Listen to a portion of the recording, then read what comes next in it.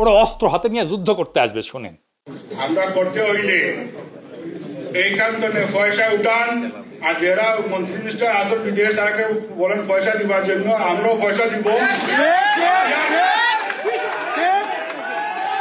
আমরা অস্ত্র কিনতে হবে, আমরা যুদ্ধ করতে হবে মাঠে।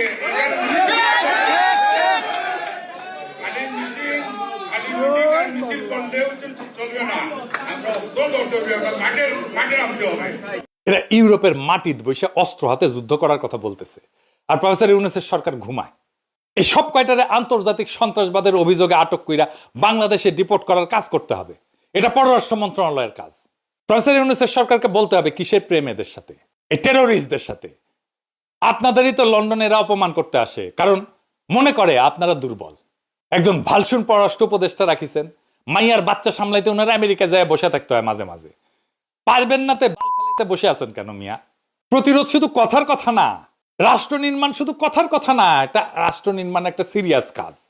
যেখানেই ফ্যাসিস্ট আওয়ামী লীগ, ওখানেই হোলসেল জয় বাংলা করে দিতে হবে তাদেরকে, সেটা দেশে হোক আর দেশের বাইরে হোক। ইনকিলাব জিন্দাবাদ।